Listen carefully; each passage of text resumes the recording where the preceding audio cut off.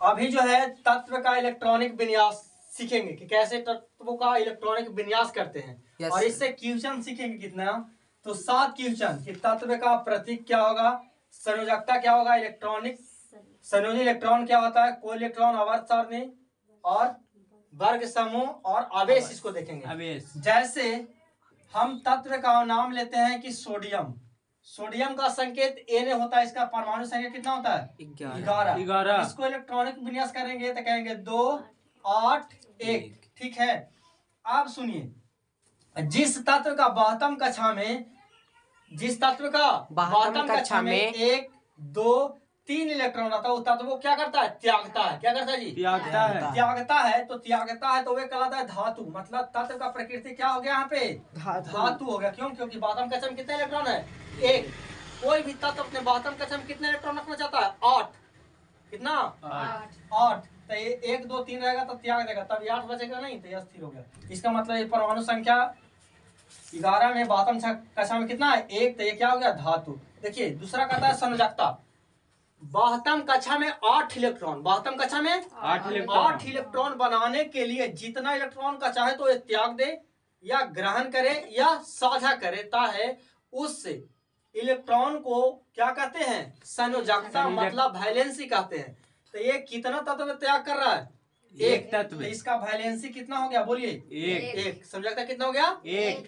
कहेंगे संयोजी इलेक्ट्रॉन कहता है कि बहत्तम कक्षा, बाहरी वाला कक्षा, कक्षा देखिए ये हो गया, ये कक्षा हो गया। सबसे अंदर वाला नाभिक बोलते हैं, न्यूट्रॉन और प्रोटॉन रहता है, इलेक्ट्रॉन इसको में चक्कर लगाते रहता है। तो ये हो गया कक्षा। कक्षा माने इलेक्ट्रॉन जिस रास्ता पर चलता है उसे हम लोग क्या कहते हैं, कक्षा कहते हैं।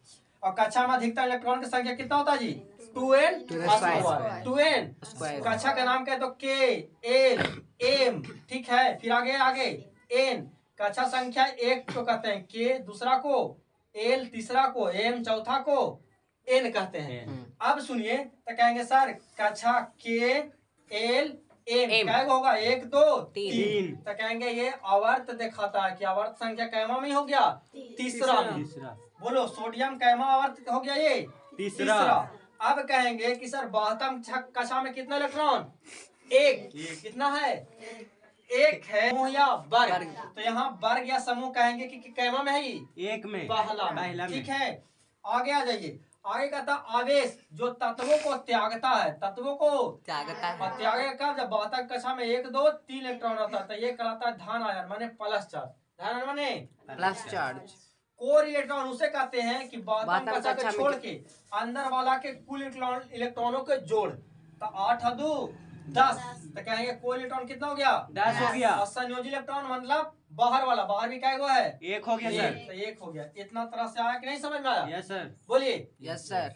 और देखिए यहाँ पे ये नाभिक है, नाभिक में कौन कौन तत्व रहता है, न्यूट्रॉन और प्रोटॉन। प्रोटॉन पर प्लस चार्ज, न्यूट्रॉन पर 0। न्यूट्रॉन उदासीन होता है और इलेक्ट्रॉन पर होता है माइनस चार्ज। जैसे हम लोग नाभिक से दूर जाएंगे, नाभिक से दूर जाएंगे तो जो इसका ऊर्जा स्तर है, ऊर्जा स्तर वो बढ़ता है। ऊर्जा स्तर क्या होता है, बढ़ जाता है। क्यों बढ़ता है, क्योंकि इलेक्ट्रॉन की संख्या बढ़ते जाता है, इलेक्ट्रॉन की संख्या बढ़ते जाता है। यहाँ पे पूछ देगा कि बताइए कि कक्षा 3 में कितना इलेक्ट्रॉन, कक्षा 3 में इलेक्ट्रॉन की संख्या बताइए, इलेक्ट्रॉन की संख्या बताइए। तो इलेक्ट्रॉन की संख्या किसी भी कक्षा में क्या होता है, फॉर्मूला 2n स्क्वायर। तो 2 के 2 n का मान कितना कक्षा का, 3 हो रहा है। 3 और स्क्वायर है तो स्क्वायर, 3 3 9 9 दूनी 18। कहेंगे तीसरा कक्षा में कितने इलेक्ट्रॉन है, 18।